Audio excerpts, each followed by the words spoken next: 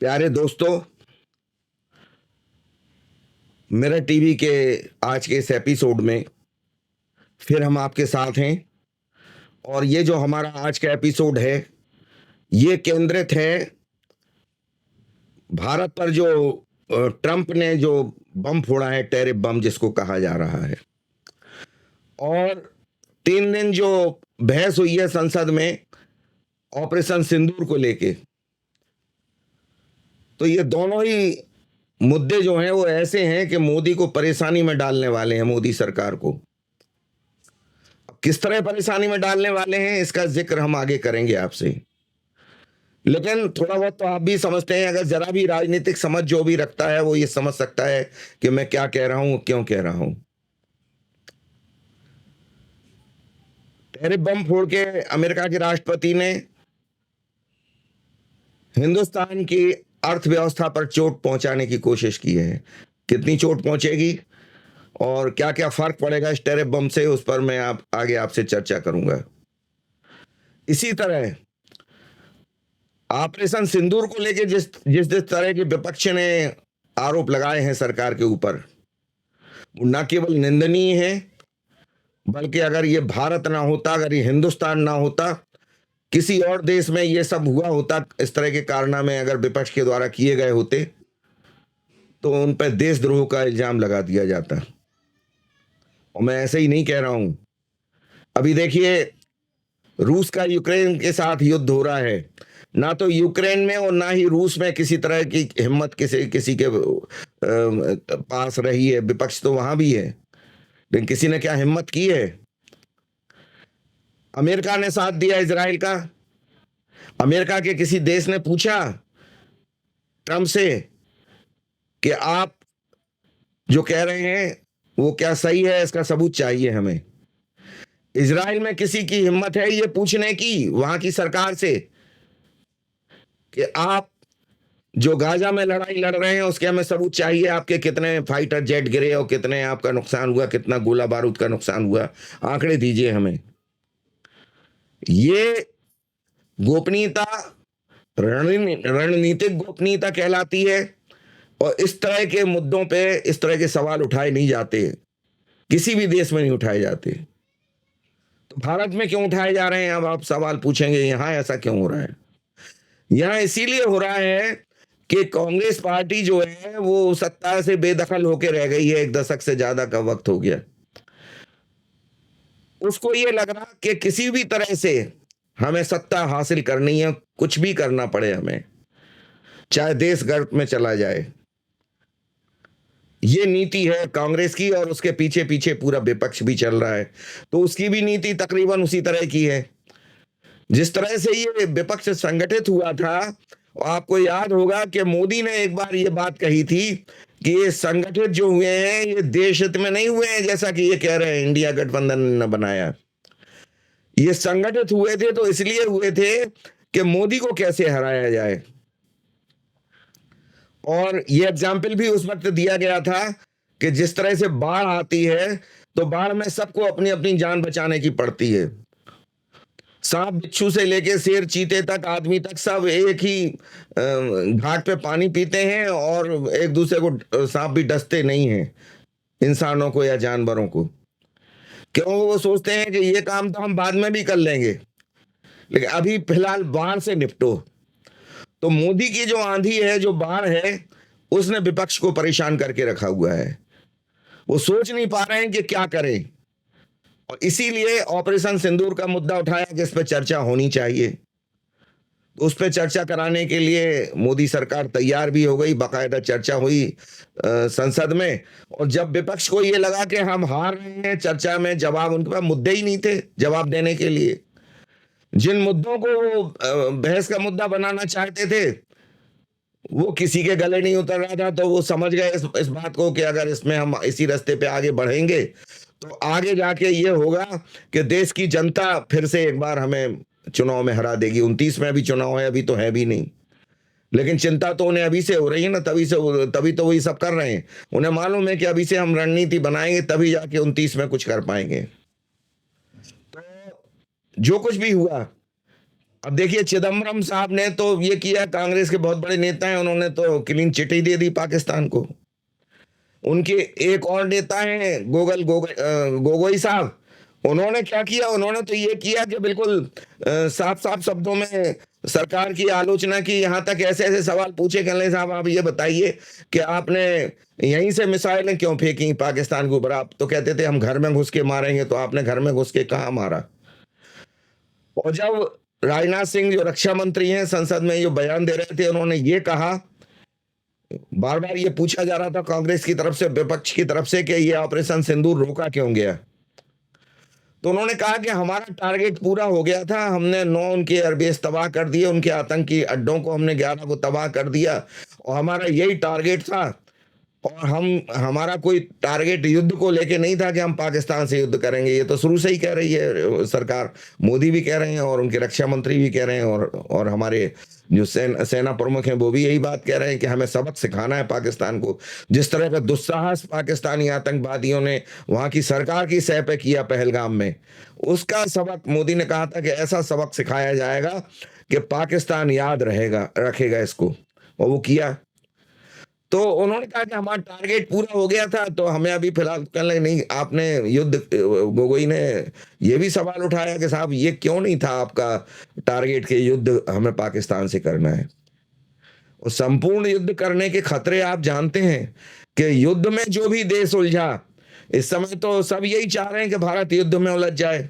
और ये जो पाकिस्तान से जो कुछ भी हुआ है, और ट्रंप ने जिस तरह से वहां के आसिम मुनीर को गले लगाया है अपने यहाँ बुला के, और चीन ने भी उनको जिस तरह से तवज्जो दी है आसिम मुनीर को, आप सभी जानते हैं कि जो कुछ भी हुआ ये आसिम मुनीर की करतूत थी। उन्होंने ही पहले प्लानिंग करके वहां पे भाषण दिया हिंदुओं के खिलाफ, और हिंदुओं को नाम पूछ पूछ के मारा गया।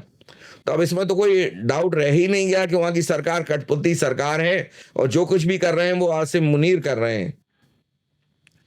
तो अगर आसिम मुनीर ये सब कर रहे हैं और ट्रंप उनको संरक्षण दे रहे हैं, जिनपिंग उनको संरक्षण दे रहे हैं, तो ये बात क्या विपक्ष के समझ में नहीं आ रही है? ऐसा नहीं है कि बिल्कुल समझ में नहीं आ रही, सब कुछ समझ में आ रहा है। राहुल गांधी को कुछ सोशल मीडिया के लोगों ने उनको पप्पू की उपाधि दे रखी है, वहां पे मीम्स डाले जाते हैं उनके खिलाफ ये, लेकिन मैं ऐसा नहीं मानता।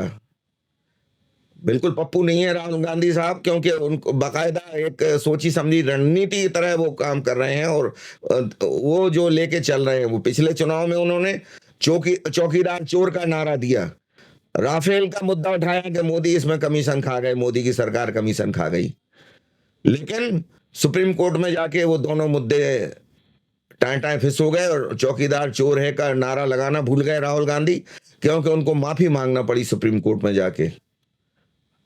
अरे ठीक है, हिंदुस्तान में बोलने की आजादी है, लेकिन इस तरह थोड़ी कि चाहे जिसको चोर कह दो आप, कुछ सबूत भी तो उसके लिए चाहिए होते हैं, सबूत कुछ है ही नहीं आपके पास। और मुद्दा यही था कि एक बार किसी तरह से इनके प्रकार सरकार बन जाए और जनता मोदी को चोर समझने लगे, उनकी सरकार को चोर समझने लगे, और हमें वोट दे दे, फिर हम देखते हैं जनता को। अभी कर्नाटक में क्या किया इन लोगों ने, वहां 8,800 रुपए हर एक के खाते में डालने की बात कह के अब खामोश बैठे हुए, फॉर्म तक भरवा लिए गए। तो इसी तरह से केंद्र में ये लोग करना चाहते हैं। और मैं इसलिए कह रहा हूं कि राहुल गांधी कोई पप्पू नहीं है। क्यों? क्योंकि जब संसद की ये बहस चल रही थी, तो उसी के बीच में बाहर मीडिया के तमाम लोगों के सामने उन्होंने ये बात स्वीकार की कि ट्रंप जो है वो भारत के ऊपर टैरिफ का दबाव बना रहे हैं, और उसी के लिए उन्होंने ये आड़ ली है ऑपरेशन सिंदूर की, ये उन्होंने कहा। और ऑपरेशन सिंदूर के हवाले से ट्रंप जो है बार बार ये कह रहे हैं कि हमने मध्यस्थता करके करी। राहुल गांधी का भी यही कहना है, और सच भी है ये बात, कि तकरीबन अपने अलग अलग भाषणों में, अलग अलग पत्रकार वार्ताओं में, अलग अलग देशों में तकरीबन 30 बार वो ये बात कह चुके हैं कि हमने कराया। तब सवाल ये पैदा हो रहा है कि जब मोदी सरकार और मोदी खुद और उनके तमाम विदेश मंत्री और दुनिया भर के लोग खुल्लम खुल्ला ये बात कह रहे हैं कि साहब 22 अप्रैल को ये कांड हुआ, और उसके बाद मोदी की कोई बात ही नहीं हुई ट्रंप से, तो कहां से आपने करा दिया? कह रहे साहब हमने उसमें व्यापार समझौते का कहा कि हम आपसे समझौता कर लेंगे, आप इसको हमारी बात को मान जाइए। अरे जब बात ही नहीं हुई तो कहाँ से मान जाइए।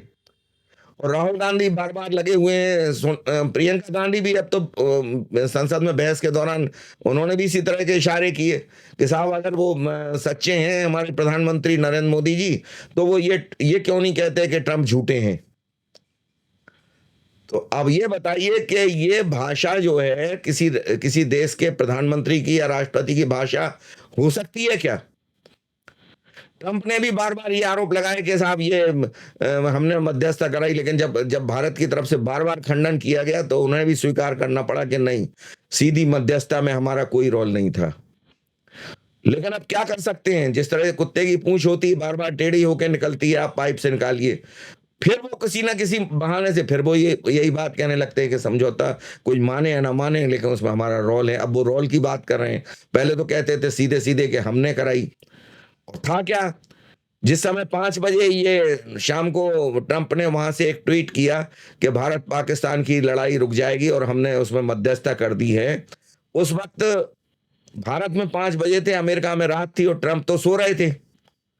और जो कुछ भी चल रहा था भारत और पाकिस्तान के बीच में, इस पर ट्रंप की बहुत गहरी नजर थी, ट्रंप की और उनकी सरकार की। तो उन्हें सोते से जगा के ये बात बताई गई कि साहब इस तरह से वहां दोनों देशों के डीजीएमओ में ये समझौता हो गया कि युद्ध विराम रोक दिया जाए और भारत भी उसके लिए लगभग तैयार है। तो इसका श्रेय आप ले लो, आप एक ट्वीट कर दो या बयान दे दो कोई, तो अपन को अमेरिका को इसका श्रेय मिल जाएगा। वही ट्रंप ने किया है, उनका कोई रोल ही नहीं था। बताइए सोता हुआ आदमी कैसे समझौता करा देगा। ये बात सही है कि वो वहां की सरकार के संपर्क में, लेकिन वहां की सरकार के संपर्क में थे, भारत की सरकार के संपर्क में बिल्कुल नहीं थे। जैसा मोदी जी कह रहे हैं, उनके विदेश मंत्री कह रहे हैं, और सरकार कह रही है कि 22 तारीख के बाद से कोई संपर्क हमने किया ही नहीं उनसे। और संसद में अब तो प्रधानमंत्री ने भी बिल्कुल स्पष्ट कर दिया कि किसी देश ने कोई मध्यस्थता में कोई भूमिका नहीं है किसी की। अब किसी देश में तो फिर सारे देश आ गए, उसमें अमेरिका भी आ गया। अब राहुल गांधी क्या चाहते हैं, प्रियंका गांधी क्या चाहती हैं कि ट्रंप को आप चोर कहिए। और अगर भारत इस तरह के छिछोरे शब्दों का इस्तेमाल करेगा जैसे कि हमारे विपक्ष की तरफ से उम्मीद की जा रही है, तो हिंदुस्तान की जो एक बड़ी छवि बन चुकी है दुनिया में, वो कहेंगे अरे ये लोग भी तो छिछोरे ही लोग हैं। तो मोदी इससे बचना चाहते हैं। मोदी छोटी मोटी चीजों को परवाह नहीं करते हैं, चाहे विदेश की तरफ से कहा जाए, चाहे हिंदुस्तान में विपक्ष कुछ भी करता रहे। मोदी की इस समय स्थिति है, वो केवल जैसे अर्जुन को केवल निशाना लगाने के वक्त में मछली की आंख दिखती थी और मछली नहीं दिखती थी, यही मोदी का है कि इंडिया फर्स्ट का उन्हें नारा दिया, उन्हें ये लग रहा है कि हिंदुस्तान को कैसे आगे बढ़ाया जाए। और 11वें नंबर की अर्थव्यवस्था थी जब चुनाव हुआ, सत्ता में आई मोदी सरकार 14 में, तो 11वें नंबर की अर्थव्यवस्था थी हमारे हिंदुस्तान की, भारत की। आज हम लोग चौथे स्थान पे खड़े हुए हैं, पहले 5वें पे आए, अब चौथे पे। और जो इंग्लैंड है जिसने हिंदुस्तान पे इतने साल शासन किया, 150-200 साल, वो जाके आपको भी मालूम है कि वो 6वें स्थान पे है। तो हम कहाँ आके खड़े हुए हैं। और मोदी का ये कहना है कि 29 से पहले हमें तीसरी अर्थव्यवस्था बन के दिखाना है। वो तो ये भी कहते हैं कि 1947 में जब देश आजाद हुआ था, तो 2047 जब तक आएगा तो हम दुनिया की नंबर 1 अर्थव्यवस्था होंगे और नंबर 1 देश होंगे। 47 तक उन्होंने कहा है कि भारत को हर हाल में विकसित देश बनना है, उसी दिशा में वो लगे हुए हैं। तो इस तरह की छोटी मोटी चीजों पे अगर वो ध्यान देंगे तो फिर ये ऐसे कैसे कर पाएंगे वो। तो उनका वही है कि जैसे कहा जाता है कि हाथी गुजरता हुआ चला जाता है, कुत्ते भौंकते रहते हैं। अब कुत्ते भौंकते रहते हैं ये सिंबॉलिक शब्द है, इसका मतलब ये नहीं कुत्ते ही भौंके, कोई भी अड़ंगा डाल सकता है आपको निर्बाध चाल में आपकी। और ये अड़ंगा विदेशों की तरफ से भी डाला जा रहा है। ये ट्रंप जो है ये क्या कर रहे हैं, चीन भी यही चाहता था कि पाकिस्तान से लड़वा दो हिंदुस्तान को, और वो तो चाहता था कि पूर्ण युद्ध में तब्दील हो जाए ये लड़ाई। और अब तो बिल्कुल ये स्पष्ट हो चुकी कि लड़ पाकिस्तान थोड़ी रहा था हिंदुस्तान से, लड़ तो चीन रहा था, और तुर्की का भी सपोर्ट था उसमें। तो अब आप ये बताइए कि अगर ये लड़ाई आगे बढ़ती तो कितना नुकसान हिंदुस्तान का होता। लड़ाई में किसी देश का फायदा होता है क्या।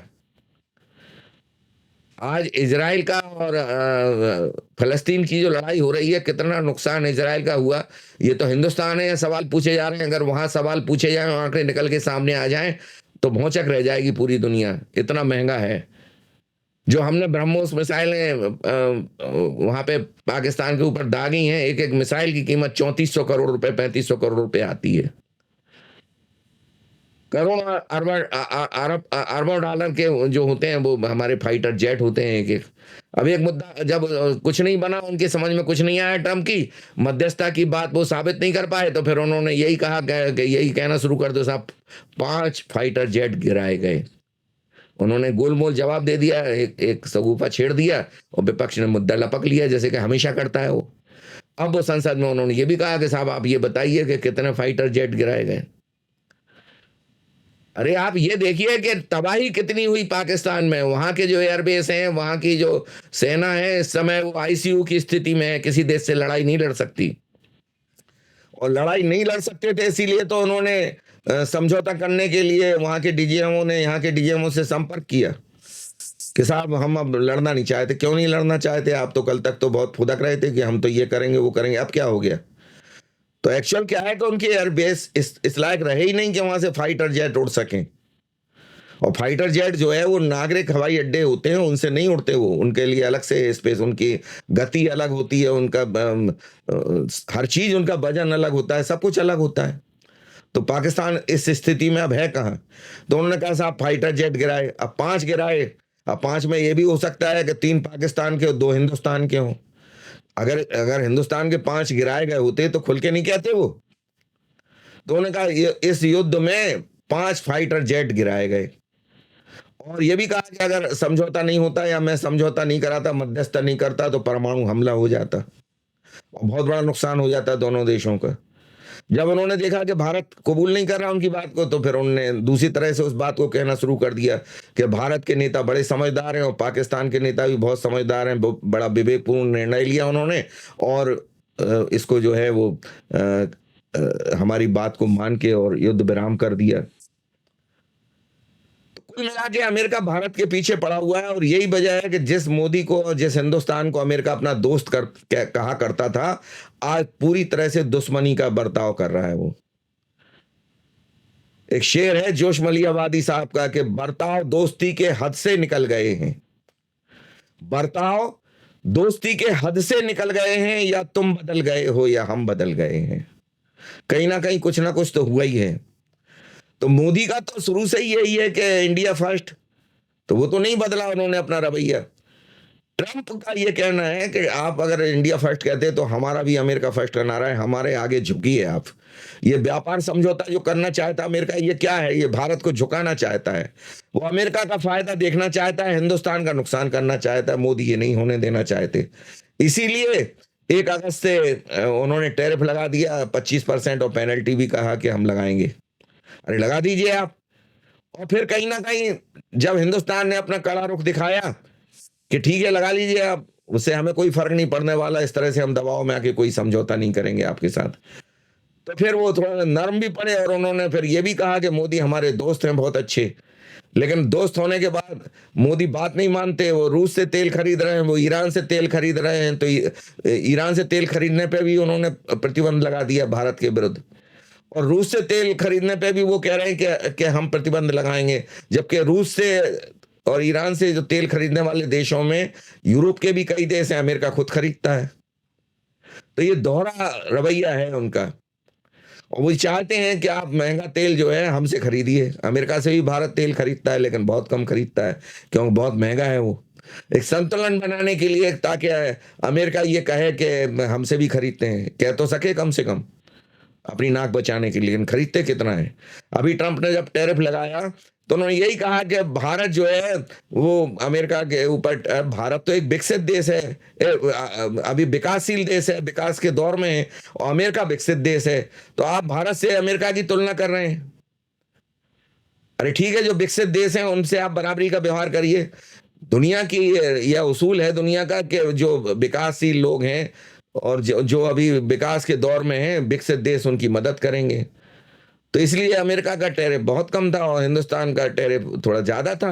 अब उस पर ट्रंप ने मुद्दा बना लिया मोदी के खिलाफ उसी चीज को, उन्होंने तो अब साफ-साफ कह दिया, जब कल उन्होंने ये घोषणा की कि हम जो है भारत जो है अमेरिका से बहुत चीज़ें खरीदता है, बहुत सामान खरीदता है, क्योंकि हमारा जो हम कर नहीं लगाते ज़्यादा, और क्या लगे भारत के कर इतने हैं, टैरिफ इतना है कि हम उनसे ज़्यादातर कुछ खरीदते ही नहीं हैं।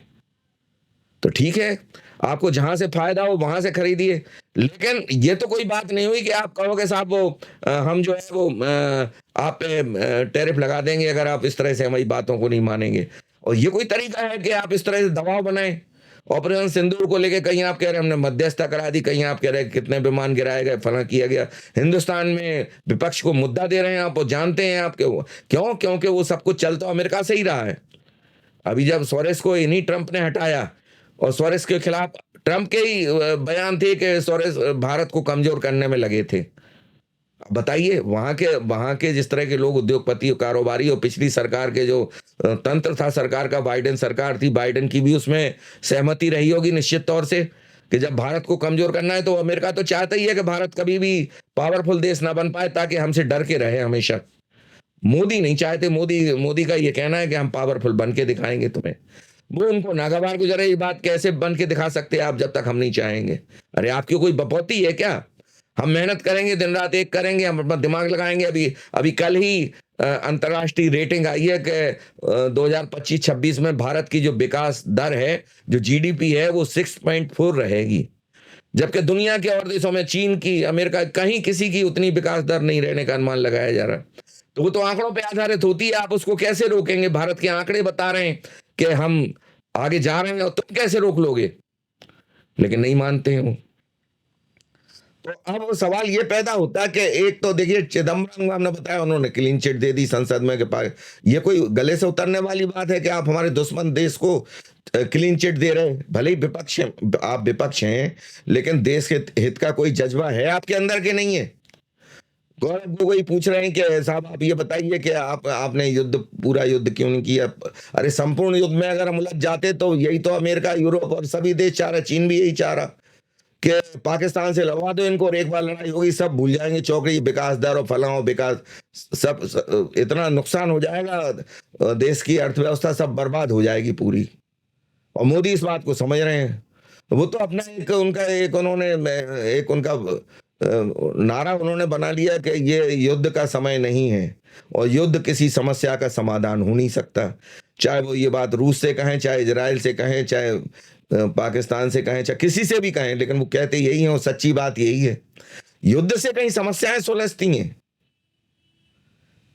शायर लुधियानवी एक बहुत बड़े शायर गुजरे हैं, उन्होंने ये कहा है कि जंग क्या मसलों का हल देगी, यानी कि लड़ाई, युद्ध, उससे मसले, समस्याएं क्या सुलझाएगी वो जंग? जंग मसलों का हल देगी, और जंग तो खुद में एक मसला है। फैक्ट यही है कि लड़ाई तो अपने आप में एक समस्या है। जब कोई देश किसी देश के साथ लड़ाई में उलझता है तो दोनों देशों की बर्बादी हो जाती है। और विकास की तो आप भूल ही जाइए, खाने के लाले पड़ जाते हैं। देखिए फिलिस्तीन में क्या हो रहा, देखिए यूक्रेन में क्या हो रहा। जो पावरफुल देश होता है, जो बड़ा होता है, वो तो फिर भी झेल लेता है जंग को, लेकिन गरीब देश कहीं झेल पाते हैं? भुखमरी की स्थिति आ जाती है, अकाल आ जाता है। तो ये चाह रही है दुनिया इस समय हिंदुस्तान की प्रगति को देख के, और मोदी समझ रहे हैं उस बात को, तो वो कह रहे हैं कि हमें जंग में पड़ना ही नहीं है। और जब हमने अपने टारगेट पूरे कर लिए, भले ही हम पाकिस्तान में, वो कह रहे साहब आपने घुस के क्यों नहीं मारा, आप तो अरे हम जब यहीं से मिसाइल फेंक सकते हैं, हमारे पास साधन है, ये काहे के लिए बनाई हमने मिसाइलें? तो आप बार बार बेसिर पैर के मुद्दे क्यों उठा रहे हैं? हाँ, अगर हम घुस के मारते तो मुमकिन है कि पाकिस्तान जो है हमारे कुछ नुकसान ज़्यादा करता, हमारे फाइटर जेट गिराता, हमारे और चीज़ों को भी नुकसान कर पहुंचा सकता था, लेकिन हमने तो नहीं किया वैसा। और इसलिए नहीं किया कि हम समझ रहे हैं कि क्या हो सकता है आगे लड़ाई में। और हमारा जब टारगेट पूरा हो गया, तो अब ये बताइए आप कि ये कह रहे हैं कि आपने युद्ध क्यों रोक दिया? सरकार भी कह रही है और मोदी भी कह रहे हैं कि हमने कोई युद्ध नहीं रोका, ये पोस्टपोन किया है हमने ऑपरेशन सिंदूर को, और अगर पाकिस्तान फिर कोई हरकत करेगा तो हम फिर एक्टिव हो जाएंगे। तो ये तो पोस्टपोन हुआ है। आप बार बार युद्ध रोकना, आप पोस्टपोन करने की बात को और युद्ध रोकने की बात में फर्क नहीं समझ रहे? बहुत फर्क है। युद्ध रोकने का तो मतलब ये कि हिंदुस्तान की सेना आज भी हाई अलर्ट पे है। अभी पाकिस्तान कोई गुस्ताखी करके तो देखे, फिर देखे वो क्या क्या नतीजा मिलता है। तो क्यों नहीं कर रहा है वो? अब ये बताइए, 22 के बाद से इतना ओपन कर दिया गया है, कश्मीर में पर्यटक फिर से बढ़ बढ़ गए हैं बहुत बड़ी संख्या में। मैं खुद कश्मीर होके आया हूं अभी। वहां ऐसा कोई माहौल दिखाई नहीं दे रहा कि कोई डर हो लोगों में। पूरे हिंदुस्तान से विदेशों तक से पर्यटक आ रहे हैं। और जो 22 अप्रैल की घटना के बाद, जो पहलगाम में घटना हुई, आतंकवादी घटना, उसके बाद एकदम ठप पड़ गया था वहां का पर्यटन। और अब हम गए तो टैक्सी वालों से भी हमने बात की, हमने वहाँ होटल वालों से भी बात की, शिकारे वालों से भी बात की, सब खुश हैं कि नहीं नहीं ये फिर से सब लौट रहा है। और वहाँ एक टैक्सी वाले से तो इतनी खुल के हमारी बात हुई कि वो मुस्लिम थे। वहाँ तो ज़्यादातर लोग मुस्लिम हैं, 90% लोग आबादी मुस्लिमों की है, क्योंकि हिंदुओं को तो भगा ही दिया था उन्होंने, कश्मीरी हिंदू सब निकाल दिए गए वहाँ से। तो उन्होंने ये कहा, टैक्सी ड्राइवर जो था हमारा, उसने ये कहा कि साहब जो समस्याएं हमने झेली, हम नहीं चाहते कि हमारे बच्चे झेलें। ये आम कश्मीरी का रुख बता रहे हैं हम आपको। और अगर ऐसा है कि सब कारोबार अच्छा चलने लगे और बच्चों को सरकार चाह रही कि मुख्य धारा में लाया जाए, आतंकवादी ना बने वो हमारे बच्चे, तो इसमें तो हमें बड़ी खुशी की बात है, इसमें हमें बुरा क्या लगना है? तो आम कश्मीरी तो ये चाह रहा। अब ये कह रहे हैं विपक्ष के लोग, राहुल गांधी का तो ये कहना है और कांग्रेस के कई नेताओं का कहना है कि अगर हम सत्ता में आए तो हम धारा 370 को फिर से बहाल कर देंगे। जबकि ये वो अच्छी तरह जानते हैं कि इतना आसान नहीं है उसको करना, लेकिन चुनाव जीतना है उन्हें तो किसी भी तरह से। तो चुनाव जीतना एक अलग बात है, सत्ता में आना एक अलग बात है। चाहे वो सोनिया गांधी हो, चाहे प्रियंका गांधी हो, चाहे राहुल गांधी हो। कांग्रेस का मतलब इस समय क्या है? कांग्रेस का मतलब इस समय है गांधी परिवार, और पूरी कांग्रेस उनके इशारों पे नाच रही है। किसी कांग्रेसी का दिमाग काम नहीं कर रहा, और जिस जिस कांग्रेसी ने दिमाग लगाया उसको दरकिनार कर दिया गया। अभी शशि थरूर को देख लीजिए आप, क्या उनको तो संसद में बोलने तक नहीं दिया गया। उनसे खुल के कहा गया कि आप कांग्रेस की विचारधारा को अगर लेके बोलेंगे तो हम आपको परमिशन। विचारधारा क्या है कांग्रेस की? कि मोदी की और सरकार की भले ही वो आपको अच्छाई दिख रही है, अच्छाई मत देखिए, सिर्फ बुरा बोलिए इन लोगों के लिए। उन्होंने कहा साहब ये हम नहीं कर पाएंगे, नहीं कर पाइए तो बैठिए, आपको नहीं बोलने देंगे। गुलाम नबी आजाद के साथ क्या हुआ? अभी वही सलमान खुर्शीद जिनको उन्होंने मोदी जी ने उनको आमंत्रण दिया कि साहब आप विदेशों के प्रतिनिधिमंडल हम भेज रहे हैं, उसमें शामिल हो जाइए, वो तैयार हो गए। बड़ी उन पे आपत्ति की कांग्रेसियों ने कि ये क्या किया तुमने, ऐसा क्यों किया? अरे तो तुम्हारे इशारों पे नाचते रहे, उनको भविष्य अपना दिखाई नहीं दे रहा तुम्हारे यहाँ कुछ कांग्रेसियों को, फिर भी अगर वो तुम्हारे साथ खड़े हुए हैं तो ये कोई छोटी मोटी बात है? हमारे यहाँ के झांसी के एक नेता हैं, पूर्व केंद्रीय मंत्री हैं, प्रदीप जैन आदित्य साहब। हम तो उनसे ही समझ सकते हैं, पूरी तरह कांग्रेस के प्रति समर्पित शुरू से हैं, आज भी हैं। लेकिन कांग्रेस ने उनको क्या दिया? ठीक है, वो जब सत्ता में थे तो उन्हें राज्य मंत्री बना दिया था केंद्र में, लेकिन सत्ता के बाद कोई ऐसा ओहदा उनको नहीं दिया गया कि जिससे वो ये गर्व महसूस करें। और बीजेपी में अगर वो होते तो आज सांसद बने बैठे होते, ये दुनिया कह रही, सब कह रहे हैं, क्योंकि इतने लोकप्रिय नेता हैं, वो धरती से जुड़े हुए नेता हैं। तो कांग्रेस सिर्फ अपने परिवार को देख रही है, और बाकी तो वो सबसे ये कह रही है कि आप हमारे इशारों पे नाचिए। ऐसा कैसे मुमकिन है? तो कहीं कहीं बगावत के भी सुर निकलते हैं उसमें से, और वो बगावत कांग्रेस को बर्दाश्त नहीं होती है। जैसे अभी शशि थरूर साहब, उनने सब कुछ देखा, विदेशों में भी जाके देखा और स्टडी की, बहुत पढ़े लिखे हैं, बहुत काबिल हैं। उनके बारे में ये कहा जाता है, जैसे कभी फिराक गोरखपुरी के बारे में ये कहा जाता था कि वो हमेशा कहते थे, अपने मुंह से कहते थे कि हिंदुस्तान में केवल 2.5 आदमी अंग्रेजी बोलना जानता है। एक तो खुद फिराक, और दूसरा डॉक्टर राधाकृष्णन जो राष्ट्रपति थे हमारे, उनकी अंग्रेजी वाकई बहुत अच्छी थी। और आधा जवाहरलाल नेहरू, 2.5 लोगों का वो नाम लेते थे। आज यही स्थिति शशि थरूर की है। वो जिस तरह की अंग्रेजी बोलते हैं कोई नहीं बोल सकता, ना कांग्रेस में ना विपक्ष में। और विदेशों में जाके अभी जब उन्होंने वही तेवर अपनाए, अपने अंग्रेजी में जो भाषण दिए, और अंग्रेजी में तो वहां के लोग पनाह मांग गए। ये शशि थरूर का व्यक्तित्व है जिसको कांग्रेस ने किनारे करके रख दिया, क्योंकि वो ये कहने को तैयार नहीं है कि चौकीदार चोर है। अरे कोई भी पढ़ा लिखा आदमी, भगवान ने दिमाग काहे के लिए दिया आपको? आप समझो तो कि ये लोग चोर हैं, या 10 साल में कहां से कहां भारत को लाके खड़ा कर दिया इन लोगों ने। हंसी मजाक है कोई? 11वीं अर्थव्यवस्था से चौथी अर्थव्यवस्था लाए, और जीडीपी रेट लगातार बढ़ रही है हमारी। और कोरोना के बाद भी जिसमें इन्होंने आरोप लगाया कि साहब ये कैसे कम हो गई, अरे पूरी दुनिया बर्बाद हो गई कोरोना में, आपको दिखाई नहीं दे रहा? लेकिन नहीं, उन्हें तो आरोप लगाना है, दोषारोपण करना है। ये जो चीज है, ये अब ट्रंप ने जो है, ट्रंप ये कह रहे हैं कि हम जो है वो लगाएंगे 25%, उन्हें लगा दीजिए। अच्छा, उसके पहले देखिए क्या किया मोदी ने। मोदी कोई ऐसे वैसा नेता थोड़ी है, एक विदेश नीति है उसके बाद। कांग्रेसियों के पास कोई विदेश नीति नहीं है। कांग्रेसी तो इतनी नहीं समझ रहे कि ऐसे संसद में खड़े होकर ट्रंप को झूठा नहीं कहा जा सकता। अरे इतनी समझ तो होना चाहिए आपके अंदर। साहब अगर ये सच है कि आपने नहीं किया, मोदी ने साफ कर दिया किसी देश ने कोई मध्यस्थता नहीं की, तो कहने आप खुल के कहिए कि ट्रंप झूठा है। तो ये कांग्रेस, ये कोई विदेश नीति है किसी देश की? ऐसे किसी नेता के बारे में बोला जाता है, वो भी संसद में खड़े होके? तो ये कांग्रेसी, इनके जो सर्वे सर्वा हैं, जो तीनों को ही देख लीजिए आप, चाहे वो सोनिया गांधी हो, चाहे राहुल गांधी हो, चाहे प्रियंका गांधी हो, कभी किसी सरकार में मंत्री भी रहे हो, ये प्रधानमंत्री तो छोड़ दीजिए, विदेश मंत्री, गृह मंत्री, कोई बड़ा पद रहा हो इनके पास, तब इनको समझ होती राजनीति की कि विदेश की राजनीति कैसे चलती है और विदेश नीति कैसे चलती है। इन्होंने सलाहकार बन के बैठ गई सोनिया गांधी मनमोहन सिंह की सरकार में 10 साल, और वो सलाहकार जिसका कोई पद था ही नहीं, इन्होंने एक नया पद क्रिएट किया और कहा कि सरकार हमारी सलाह पे काम करेगी। और सलाह कैसी कैसी दी कि मनमोहन सिंह का तो आप सभी जानते हैं कि सोनिया गांधी के इशारों पे नाचते थे, देश को बर्बाद करके रख दिया। वहां जो 14 में जो अर्थव्यवस्था थी और आज की अर्थव्यवस्था, उसका फर्क देख लीजिए आप। मोदी को तो मनमोहन सिंह को तो मोनी बाबा कहा जाता था, खुल के कहने लगे थे लोग।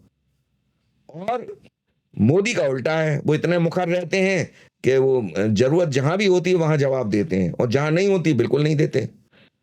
अब आप ये बताइए कि वो तो अपने, जैसे हमने कहा कि हाथी गुजरता जाता है, उसी रणनीति पर मोदी काम कर रहे हैं।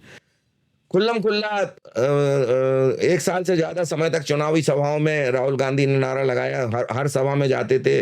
मैंने देखे हैं मंजर कि वो पहला काम यही करते थे, चौकीदार। अब उनके कुछ लोग वहां बैठे होते थे, कांग्रेसी छुप के बैठ जाते थे वहां पे, वो कहते थे चोर है। अब कुछ अनपढ़ टाइप के लोग होते थे, वो भी उन्हें सुर मिला देते थे। तो ये नारे वो लगवाते थे, जबकि जानते वो भी थे कि हमारे पास कोई सबूत नहीं है। अगर कोई पूछ लेगा, सुप्रीम कोर्ट ने पूछा कि बताइए आप क्या सबूत है आपके पास ऐसा कहने का, सबूत तो कोई नहीं है साहब, माफी मांगिए, माफी मांगना पड़ी।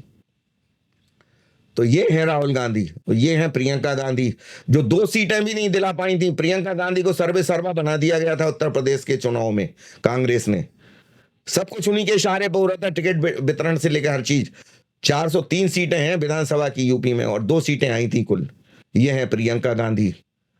और सोनिया गांधी क्या है वो तो आप सब जानते हैं उनके बारे में, उसके बारे में मैं ज्यादा बताना नहीं चाहता। तो ऐसे लोगों के भरोसे पे देश छोड़ दिया जाए क्या? ऐसे विपक्ष ये चाह रहे हैं हमें सत्ता दे दो।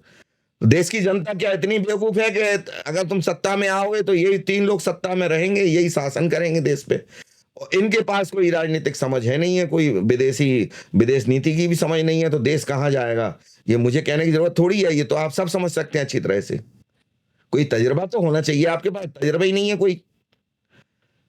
तो ऑपरेशन सिंदूर पे जिस तरह से इन्होंने संसद में जो कुछ भी किया, उसके बारे में तो मैं ज्यादा नहीं इसलिए जानना चाहता बहुत डिटेल में, क्योंकि आप अगर बुद्धिजीवी हैं और जागरूक हैं देश के प्रति, तो संसद टीवी भी है, उस पर सब कुछ आ रहा था लाइव। और फिर अगर नहीं आप देख पाए तो वो जो उसके जो टीवी न्यूज बुलेटिन आते हैं टीवी पे, तमाम चैनल हैं, तो हर बुलेटिन ने दिखाया, तो वो सब आप देख चुके हैं ज्यादातर। यहाँ तक आरोप लगाए चले साहब, आपने एक बार वो उसका जो नाम रखा ऑपरेशन का, वो ऑपरेशन सिंदूर रख दिया, और अभी आतंकवादियों को जो मारने का ऑपरेशन आपने शुरू किया था 1 महीने पहले, उसका नाम आपने ऑपरेशन महादेव रख दिया। ये क्यों रख दिया? ये तो हिंदू नाम है। अब बताइए क्या नाम रख देते? आप बता सकते हैं कि क्या नाम रखा जा सकता था और आप बता देते? आपने उस समय क्यों नहीं कहा? और हिंदू नाम है और मुस्लिम नाम है, हिंदू देश है, हिंदू भले ही वो राष्ट्र घोषित नहीं है, आबादी तो सबसे ज्यादा हिंदुओं की है यहाँ पे। और पाकिस्तान जो अलग हुआ था देश को, उसने तो इस्लामी राष्ट्र घोषित भी कर दिया अपने आप को। और यहाँ के मुसलमान भाई हमारे कहते हैं कि नहीं, हिंदू राष्ट्र नहीं घोषित होगा ये। अरे क्यों नहीं होगा? बंटवारा इसी आधार पे हुआ था, पाकिस्तान कर चुका है अपने राष्ट्र को घोषित, इस्लामी राष्ट्र, क्यों नहीं होगा? और ये मुस्लिम, वही जो चंद, हम सारे मुस्लिम भाइयों की बात नहीं करते हैं, बहुत से मुस्लिम भाई तो हमारे पढ़े लिखे हैं, वो सारी चीज समझ रहे हैं, वो सरकार के साथ हैं। अगर सरकार के साथ नहीं होते तो जहां जहां मुस्लिम बाहुल क्षेत्र हैं, कई संसद की सीटें, वहां पे भी मोदी की सरकार जीती, भाजपा की सरकार जीती। कैसे जीत गई भाई? मुस्लिम भाइयों ने सपोर्ट दिया, उनको वोट दिया। इनको ये भी आपत्ति है कि साहब अब ये चाह रहे हैं कि मुस्लिमों को भड़काया जाए कि साहब इन्होंने आप वो दोनों नाम ऑपरेशन सिंदूर और ऑपरेशन महादेव हिंदू नाम रख दिए। तो इस देश का मुस्लिम अब भड़कने वाला नहीं है। ये कहते थे कि खून की नदियां बह जाएंगी अगर धारा 370 खत्म करोगे। क्या हो गया? ये कहते थे अगर राम मंदिर बनेगा तो देश में खून की नदियां बहेंगी, मारकाट मच जाएगी। क्या हुआ? अरे यहाँ का मुस्लिम समझ गया तुम्हारी राजनीति को, वो अच्छी तरह जानता है कि तुम क्या चाहते हो। अब तुम्हारे मंसूबे कभी पूरे होने वाले नहीं है, चाहे वो अखिलेश यादव की सपा हो या राहुल गांधी की कांग्रेस हो। मैं राहुल गांधी की कांग्रेस इसलिए कह रहा हूं कि कांग्रेस वैसे अगर देखा जाए तो उसके राष्ट्रीय अध्यक्ष खड़गे साहब हैं, लेकिन बारहा आपने देखा होगा, बार बार देखा होगा कि खड़गे साहब को कहाँ बिठाया जाता है। कोई भी बड़ा कार्यक्रम कांग्रेस का आयोजित होता है राष्ट्र स्तर का, और राहुल गांधी कहाँ बैठते हैं आके। क्या है राहुल गांधी? तो इस टॉपिक पे बहुत ज्यादा बात करने की जरूरत नहीं है। इतनी बातें मैंने केवल इसलिए कही कि देश की जनता समझ ले कि हमें देश को गर्त में ले जाना है, बर्बाद करना है इनको सत्ता सौंप के, या देश को लगातार आगे ले जाना है। जिस तरह रॉकेट होता है हमेशा ऊंचाई पे ही एक बार शुरू हुआ चढ़ना, चढ़ते ही चला जाता। अगर नीचे की तरफ आया रॉकेट हो या हवाई जहाज नीचे की तरफ आया तो क्या होगा? अभी अहमदाबाद में जो विमान क्रैश हुआ उसमें क्या हुआ कि उड़ान तो भर ली उसने, कुछ ही सेकंड के अंदर ऊंचाई की जगह नीचे की तरफ आने लगा। तो नतीजा क्या हुआ? यही हमारे देश का नतीजा होगा। देश की जनता जानती है, देश की जनता इस समय इतनी खुशहाल है और इतनी प्रगति और इतना पैसा देश के हर प्रति व्यक्ति की आय बढ़ गई है और गरीबों की संख्या बहुत कम हो गई है। कई अंतर्राष्ट्रीय एजेंसियों ने ये आंकड़े निकाल के दिए हैं कि मोदी की सरकार आने के बाद यहाँ गरीबी बहुत हटाने में बहुत मदद मिली, गरीबों की संख्या में बहुत कमी आई है। तो ये हम थोड़ी कह रहे हैं, ये तो विदेश की संस्थाएं हैं, वो यहाँ की थोड़ी हैं कि मोदी सरकार ने षड्यंत्र करके अभी विपक्ष को, अगर हिंदुस्तान की संस्था ने ये बात कही होती तो अभी यही लोग आवाज उठाने लगते कि साहब ये तो इनका अपना गढ़ा हुआ एक है, पूरा साजिश है, षड्यंत्र है। लेकिन विदेश से कहा जा रहा है इस बात को, और तब कहा जा रहा है जब अमेरिका जैसे दोस्त भारत के विरोध में खड़े हुए हैं खुल के। अमेरिका किसी का मित्र नहीं हुआ कभी। अमेरिका के बारे में यह अच्छी तरह पूरी दुनिया जानती है कि वो सिर्फ अपना स्वार्थ देखता है। वो पाकिस्तान का भी कभी मित्र नहीं हुआ, इसीलिए तो पाकिस्तान का झुकाव चीन की तरफ हो गया 1971 की लड़ाई के बाद, क्योंकि अमेरिका से उन्होंने गुहार लगाई थी कि साहब मदद कीजिए, और उन्होंने कहा हम अपना बेड़ा भेज रहे हैं, और हकीकत यह है कि उन्होंने भेजा ही नहीं। और ये पूछते रहे कहाँ है साहब, कितनी तो कल बस आ रहा है, रास्ते में है। तब तक तो इंदिरा गांधी ने काम लगा दिया इनका, क्योंकि बेड़ा मेड़ा कोई आया ही नहीं। अमेरिका इतना बेवकूफ देश नहीं है कि पाकिस्तान जैसे देश के पीछे और वो अपना बेड़ा भेजे और खुल्लम खुल्ला दुश्मनी ले भारत से। न तब था ना अब है। हाँ, वो तुम्हें गोला बारूद दे सकता है, बहुत से बहुत पैसे से मदद कर सकता है, लोन दिला सकता है तुम्हें विदेशी संस्थाओं से, क्योंकि उसका प्रभाव है उन संस्थाओं पे। और तुम कहोगे साहब अपनी सेना भेज दो, हमें लड़ाई लड़नी भारत से, हमारे साथ चीन भी नहीं करेगा ये काम। तो चीन ने भी अभी क्या किया, इनका साथ तो खुल के दिया उसने, लेकिन गोला बारूद हथियार दिए, लेकिन वो अपनी सेना दी क्या इनको, दिमाग दिया उन्होंने अपना। तो ऐसा बेवकूफ इस समय कोई देश नहीं है। तो जब कोई देश नहीं है तो मोदी को ये लोग बेवकूफ समझ रहे हैं क्या? पूरी दुनिया इस समय लड़ाई में, युद्ध में घिरी हुई है, चाहे वो यूक्रेन का और रूस का युद्ध है, चाहे इजराइल का और ईरान का युद्ध हो, चाहे इजराइल का और फिलिस्तीन का युद्ध हो, या सीरिया से लड़ाई लड़ी जा रही हो, या अमेरिका जिस देश में देखो तान अड़ाता है। आज अमेरिका की आंतरिक स्थिति क्या है आपको अंदाजा है? अमेरिका को लोग समझ रहे हैं कि सबसे संपन्न और बहुत बड़े कर्ज में डूबा हुआ है अमेरिका। और जो अभी इसको यूक्रेन जो लड़ रहा है, यूक्रेन की औकात थी कि लड़ाई लड़ देता वो रूस जैसे देश से। ये सब जो है दारोमदार ये नाटो ने हथियार मुहैया कराए हैं। और नाटो क्या है, नाटो में यही तो ट्रंप अभी सत्ता में आए थे, उन्होंने नाटो से अलग करने की घोषणा भी कर दी थी। वो कह रहे सबसे ज्यादा तो हमें आपको पैसा, हम देते हैं आपको पैसा और गोला बारूद, और आप लोग जो है उसका फायदा उठा रहे हैं, नाटो नाटो कर रहे हैं। ऐसा नहीं है, बराबरी से करिए। आप बराबरी से नहीं कर सकते तो हम जितना दे रहे हैं उसी अनुपात में करिए जिस देश की जितनी औकात है। हमारी यहाँ उड़ने लगी थी नाटो देशों पे, और अभी यूक्रेन से हाथ खींच लिया था अमेरिका ने। ना तो अपने सैटेलाइट की सूचनाएं साझा कर रहा था यूक्रेन के साथ वो कि रूस अब तुम्हारे किस देश पे अटैक करने वाला है, अमेरिका ही तो साझा करता है। पाकिस्तान को भी सपोर्ट दिया उन्होंने, रूस ने भी दिया, और हिंदुस्तान को सपोर्ट दिया, पाकिस्तान को दिया चीन ने, और अमेरिका ने, हिंदुस्तान को रूस ने दिया। उन्होंने ही तो बताया कि सैटेलाइट से कि ये आतंकवादियों के ठिकाने इनने कहां से हटा के कहां कर लिए।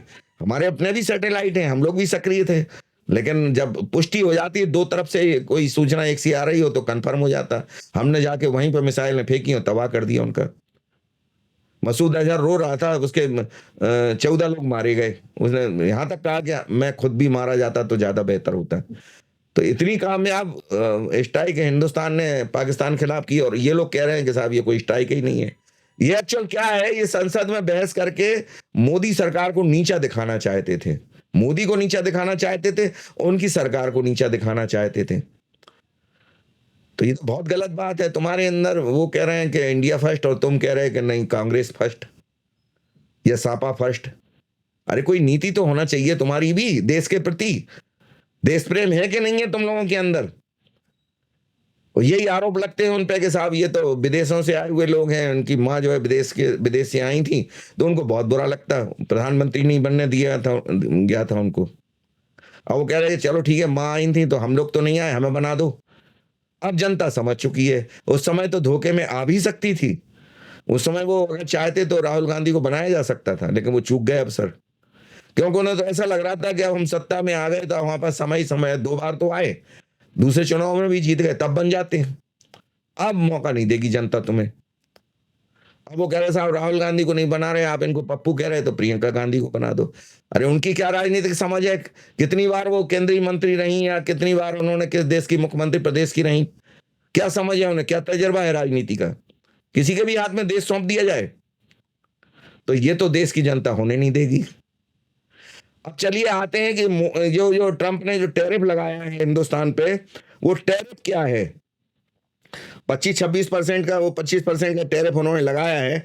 उन्होंने खुल के कहा कि हम इसके साथ में, अगर आप रूस के साथ अगर व्यापार करते हैं तो हम आप पे जुर्माना भी लगाएंगे। ईरान के साथ भी उन्होंने अब खुल के कह दिया कि ईरान के साथ अगर उनका तेल आप खरीदते हैं तो हम लगाएंगे आपके ऊपर जुर्माना। तो ये उन्होंने 100 देशों पे टैरिफ लगाने की घोषणा की थी 2 अप्रैल को। लेकिन भारत अब और देशों की तरह थोड़ी है स्थिति भारत की, या अमेरिका भी समझ रहा कि वो टालते रहे इस बात को, इस उम्मीद पे कि भारत शायद रास्ते पे आ जाएगा और हमसे समझौता कर लेगा। आप कायदे का समझौता करिए तो भारत तैयार है। उन्होंने अपने प्रतिनिधिमंडल भी हिंदुस्तान भेजे, हिंदुस्तान ने अपने भेजे, लेकिन कोई रास्ता तो निकला ही नहीं रहा, क्योंकि तुम्हें अपना फायदा दिख रहा। तो हिंदुस्तान क्या बेवकूफ है कि आंख बंद करके दस्तखत कर दे तुम्हारे व्यापार समझौते पे? ये तो कभी नहीं होगा, मोदी के रहते तो बिल्कुल नहीं होगा। तो उन्होंने 1 अगस्त की समय सीमा ये तय कर दी थी कि इसका जो है आप इस पे टैरिफ समझौता कर लीजिए, व्यापार समझौता कर लीजिए, और नहीं तो फिर हम आपको टैक्स लगा देंगे। तो हिंदुस्तान ने तो बिल्कुल उस पर ज्यादा परवाह नहीं की, आप लगा देंगे तो हम निपटेंगे। अच्छा, जो मैं आपसे बात कहना चाह रहा था, बातों बातों में निकल गई कि ब्रिटेन के साथ ऐसा समझौता भारत ने कर लिया है, और हकीकत यह है कि जो कुछ भी अमेरिका को दे सकता था भारत, वो ब्रिटेन को दे आया। अब कुछ क्षेत्र ऐसे हैं, कृषि क्षेत्र है, डेयरी क्षेत्र है, उस पर भारत कोई समझौता किसी देश के साथ नहीं करना चाहता। यहाँ के किसानों के हित के विरुद्ध कोई समझौता नहीं चाहता भारत, तो उसने ब्रिटेन के साथ भी नहीं किया। और अमेरिका चाह रहा कि आप करिए। अरे क्यों करिए? हमारे देश के किसान हमारे अपने हैं, हम भारत को देखेंगे, भारत के किसानों को देखेंगे। आपके देश का हित आपका अपना होगा। वो कह रहे साहब अमेरिका फर्स्ट, तो अमेरिका फर्स्ट आप जानिए, हमसे क्या लेना देना? हम क्या बेवकूफ हैं जो अमेरिका को हम आगे बढ़ा दें और हिंदुस्तान को पीछे कर दें, अपने किसानों के साथ अन्याय करें हम? तो मोदी ने तो कभी नहीं किया वो। अब सवाल ये पैदा हो रहा है कि 2025 में जो भारत का जो औसत टैरिफ रेट है घट के 10.65 यानी 10.65 रह गया है। और ट्रंप के जब दोबारा राष्ट्रपति ट्रंप बने तो भारत सरकार ने ऐसा नहीं है टैरिफ रेट में बदलाव किया था, और लग्जरी कार पर भारत में 125% टैरिफ था, जो अब घट के 70% कर दिया। तो उतना ही दबाव बनाइए आप जितना कि हम बर्दाश्त कर लें और हम तुम्हारा साथ दे सकें।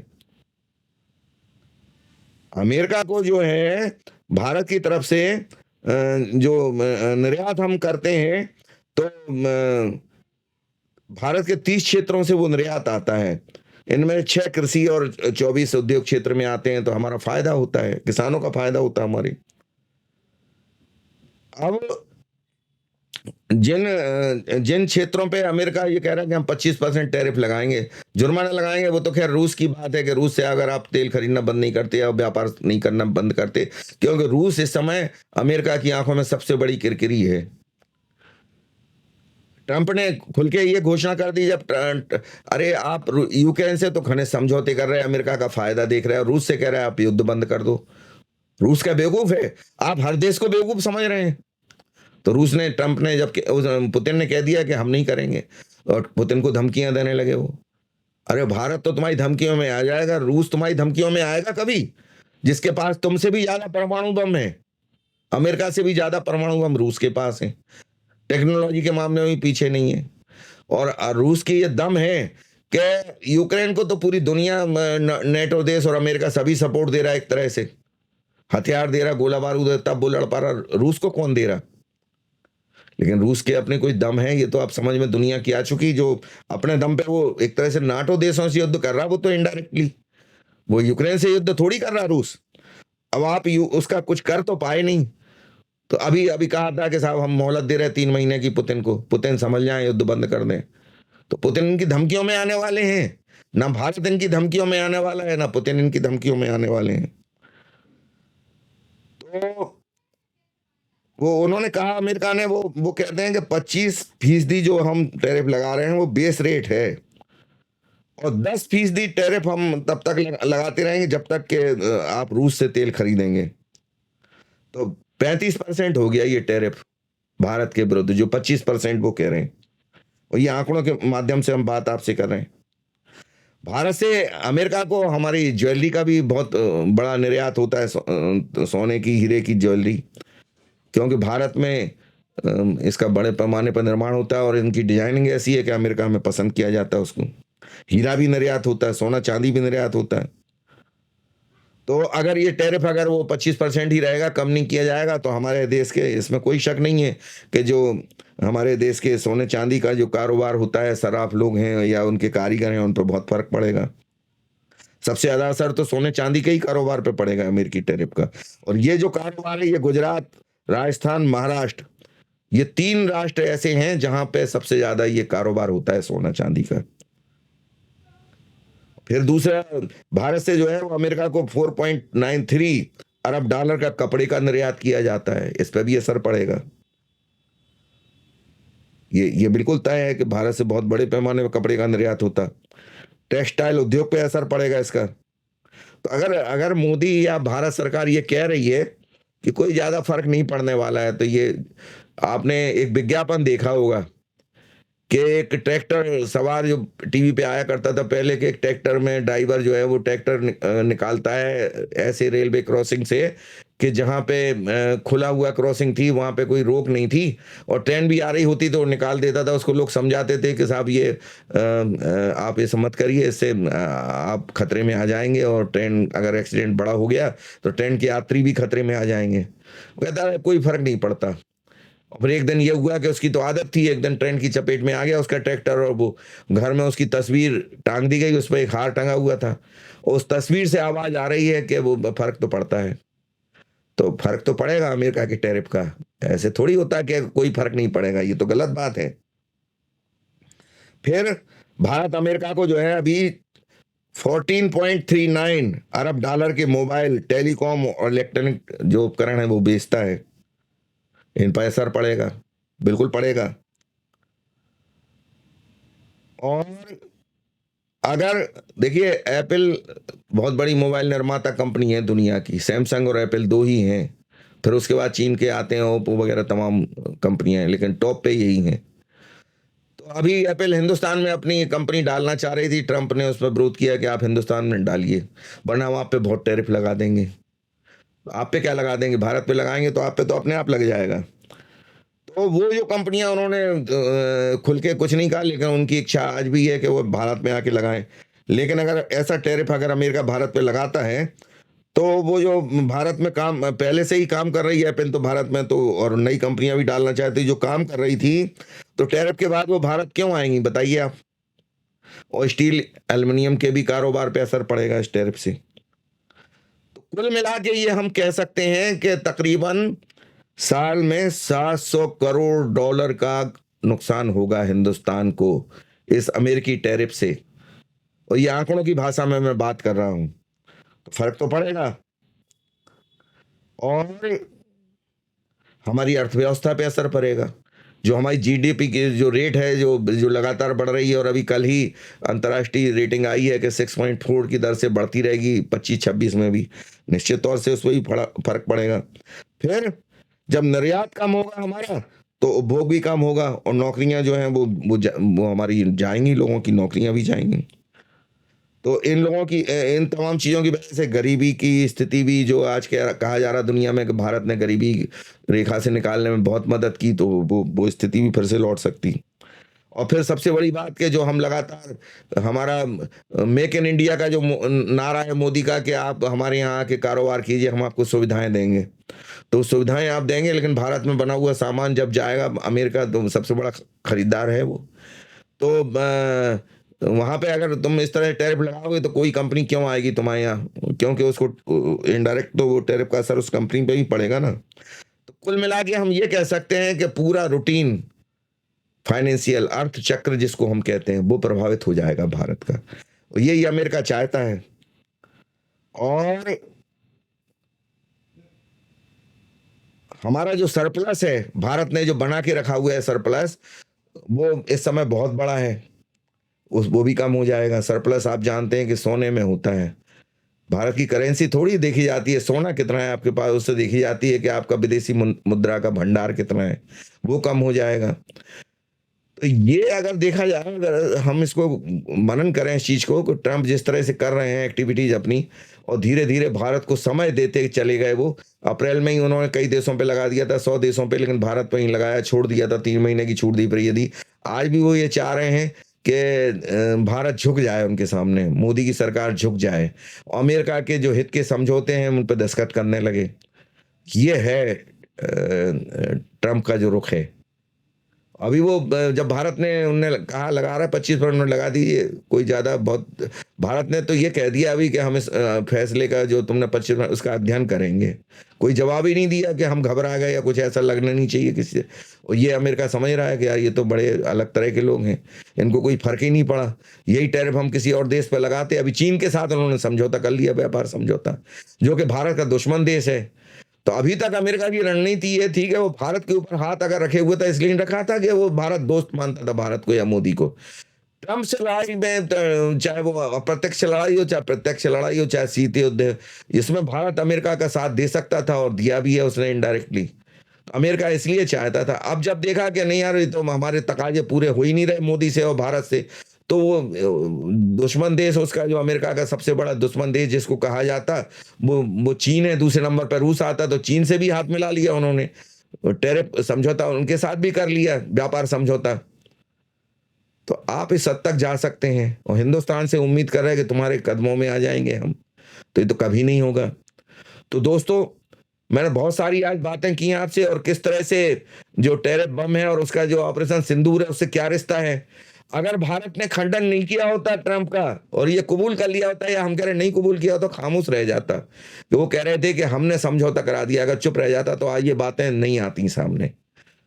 अमेरिकी राष्ट्रपति ने जिस तरह का उनका नेचर है, जिस तरह की उनकी फितरत है, इसको ईगो बना लिया कि आपने विरोध क्यों किया। अरे ठीक है, आप चुप रहते, आप स्वीकार नहीं, लेकिन अगर स्वीकार, तो आधा मौन, मौन जो है उसको कहा जाता है कि आधी स्वीकृति है वो, तो और स्थिति खराब हो जाती है हिंदुस्तान की। अभी तो राहुल गांधी कह रहे, कांग्रेस कह रही, और फिर तो पूरी दुनिया कहती कि साहब आप तो कहते थे कि हम तो बड़े 30 मार खाए हैं, आपने तो आपकी तो लड़ाई ट्रंप ने रुकवा दी, वरना जाने क्या होता आपका। तो ये स्थिति नहीं आ जाती आगे जाके अगर ये नहीं करते तो बहरहाल जो कुछ भी हुआ वो ठीक हुआ। और मोदी के रहते, क्योंकि मोदी के रहते हम ये कह सकते हैं कि हमारा भारत बहुत सुरक्षित हाथों में है, महफूज हाथों में है। तो हम ये भी कह सकते हैं कि आगे भी जो होगा वो बहुत अच्छा होगा। अब तक ठीक हुआ, आगे भी होगा। क्या निर्णय लेना है अमेरिकी टैरिफ पे भारत को, ये सोच विचार के निर्णय लेंगे। मोदी जल्दबाजी में कोई फैसला लेते नहीं है। क्या निर्णय लेंगे ये सिर्फ मोदी जानते हैं। क्योंकि मोदी अपनी रणनीति को किसी के साथ साझा नहीं करते, अपनी अपनी मंत्रिमंडल के लोगों से भी वो साझा नहीं करते, एंड टाइम पर खामोश रहते हैं। नोटबंदी का जो उन्होंने फैसला किया था, मालूम है, सारे मंत्रियों को बुला लिया था और वहीं से लाइव हो रहा था प्रोग्राम टीवी चैनलों पे, और वो मंत्री भी नहीं जानते थे कि क्या बात है, किसके लिए बुलाया गया। जब उन्होंने नोटबंदी की घोषणा की तब मालूम पड़ा कई मंत्रियों को, और ऐसा उन्होंने इसलिए किया था कि अगर पहले पता पड़ जाता तो हो सकता कुछ मंत्री अपने नोट ही इधर उधर बदलवाने में कोशिश करते। यही हुआ कि बैंकों में कई दिनों तक यही चलता रहा कि नोट बदले जा रहे हैं, उसमें तमाम तरह का भ्रष्टाचार हुआ। उस बात को मैं गहराई में नहीं जाना चाहता, आप सभी जानते हैं। तो मोदी तो अपनी गोपनीयता पे बहुत भरोसा करते हैं, और यही गोपनीयता उनकी सफलता का पैमाना है। हर सफल व्यक्ति की कोई ना कोई एक ऐसी रणनीति जरूर होती है जिसके पीछे वो कभी हार नहीं सकता, और मोदी भी हारने वाला व्यक्तित्व का नाम नहीं है। तो आगे फिर हम किसी ज्वलंत टॉपिक पे और किसी मुद्दे पे आपसे बात करेंगे दोस्तों। और अगर आपने हमारे चैनल को अभी तक सब्सक्राइब नहीं किया है, लाइक नहीं किया है, तो इसको जरूर करिए आप, क्योंकि हम इस तरह के अछूते मुद्दों, मतलब मुद्दे तो वो ज्वलंत मुद्दे हैं, तमाम तरह से चैनलों पे, टीवी चैनलों पे आप सुनते रहते हैं इन बातों को, लेकिन हम जिस तरह से बेबाक राय रखते हैं आपके सामने, इतनी बेबाकी से कोई आपको नहीं बताएगा चीजों के बारे में। तो आप हमसे अगर जुड़ते हैं तो आपको हम कुछ ऐसी चीजें बताएंगे जो इधर उधर से आपको नहीं मालूम पड़ सकती। अब विपक्ष क्या चाहता है, हमने आज बिल्कुल खोल के रख दी ये बात, और कांग्रेस का तो और भी स्पष्ट है कि वो क्या चाहती है। वो तो एक शेर है कि चाहिए मुझको सहारा, वो किसी उन्मा से मिले, या उन्मा कहते हैं शीर्षक को, किसी भी तरफ से मिल जाए वो सहारा। चाहिए मुझको सहारा, वो किसी उन्वा से मिले, गमे दौरा से मिले या गमे जाना से मिले। गमे दौरा कहा जाता है दुनिया का दुख, संसार का दुख, और गमे जाना यानी कि महबूब का दुख। दोनों ही तो तरह के दुख तो दुख हैं, लेकिन कभी कभी ऐसी स्थिति हो जाती आदमी की कि गालिब ने भी एक जगह कहा कि मुश्किलें हम पर पड़ी इतनी कि आशा हो गई। तो जब हमें कहीं से कोई रास्ता नहीं दिखाई देता तो हम गमों में अपना सहारा ढूंढ लेते, और वो ये शेर में कहा जा रहा है कि चाहिए मुझको सहारा, वो किसी उन्वा से मिले, गमे दौरा से मिले या गमे जाना से मिले। तो कांग्रेस का यही है कि चाहिए हमको तो सत्ता। अब ये अगर इसको इस तरह से बदल दिया जाए शेर को, तो आपको सारी चीज समझ में आ जाएगी। ये हकीकत है कांग्रेस की, और उनके साथ पीछे से विपक्ष भी है, क्योंकि वो अच्छी तरह जानता है कि कांग्रेस अपने दम पे तो पूरी तरह सत्ता में आने से रही, तो विपक्ष की उनको जरूरत पड़ेगी, और जरूरत पड़ेगी तो फिर सौदेबाजी करेंगे, और वो भी सत्ता में आएंगे अपनी अपनी शर्तों पर। तो ये देश की राजनीति इस समय चल रही है, जिसको मैंने खुलासा किया आपको। और खुलासा काहे के बहाने से किया? टैरिफ के बहाने से और ऑपरेशन सिंदूर के बहाने से, जबकि वो दो अलग मुद्दे हैं। तो मिरर टीवी का तो यही है कि हम टॉपिक कोई सा भी उठाएं, लेकिन उसके पीछे मतलब कुछ और होता है, कुछ और चीज हम आपको बताना चाहते हैं। और जहां से हम ये टॉपिक लेके आए थे और हमने ये जिस गहराई से आपको बताया, वहां तक पहुंचिए आप कि हम क्या कहना चाह रहे हैं आपको। हम अपने देश को गर्त में नहीं डालना चाहते। सवाल ये नहीं है कि हम, ऐसा नहीं समझिए आप कि हम कोई मोदी के समर्थक हैं या बीजेपी के समर्थक हैं या कांग्रेस के विरोधी हैं। कांग्रेस के जिनके बारे में मैंने कहा है कि प्रदीप जैन आदित्य साहब, जो कि केंद्रीय मंत्री रहे हैं, वहाँ झांसी के हैं और एक बड़ा नाम है, टीवी चैनलों पे बहस में भी आते रहे वो बहुत लंबे समय तक। तो हमारे बहुत नजदीकी संबंध उनसे हैं, बहुत दोस्ती के संबंध हैं। तो हम कोई विरोधी थोड़ी है कांग्रेस के, लेकिन हम अपने देश के साथ गद्दारी करने वाले लोगों का साथ नहीं दे सकते, वो किसी भी तरह की गद्दारी हो। कांग्रेस क्या सपना देख रही है कि किसी भी तरह से मुसलमानों को भड़का के एक मुश्त वोट मुसलमानों का ले लिया जाए, और बाकी कुछ हिंदू तो हमारी बातों में आ ही जाएंगे तो हम सत्ता में आ जाएंगे। ये है उनकी रणनीति, इसीलिए वो मुसलमानों की बात करते हैं। इसीलिए उन्होंने ऑपरेशन सिंदूर को लेकर तक भड़काया है लोगों को, मुसलमानों को खासतौर से, कि साहब इन्होंने देखिए ऑपरेशन सिंदूर और ऑपरेशन महादेव ये नाम रखे, ये तो हिंदू नाम है। तो आपके बारे में कहाँ ये विचार कर रहे हैं? लेकिन हमारे देश के मुस्लिम भाई बहुत जागरूक हो चुके हैं, और 10 साल की मोदी की सत्ता में पूरे देश के वो जो रोजगार और बढ़ा है, और आर्थिक दर बढ़ी है विकास की, और उसी हिसाब से प्रति व्यक्ति आय भी बढ़ी है, तो वो तो मुसलमान भाइयों की भी बढ़ी है। ऐसा थोड़ी है कि हिंदुओं की बढ़ी। अगर वो अगर सरकारी नौकरी में मुसलमान भाई या कारोबार कर रहे हैं तो सबकी आय बढ़ेगी, तो उनकी भी बढ़ेगी, बढ़ी है, उनका जीवन स्तर सुधरा है। तो इतने बात वो नहीं समझ रहे कि तुम्हारा साथ दे के हमें क्या मिलेगा, तुमने हमारे साथ क्या किया 70 साल तक। ये हकीकत है।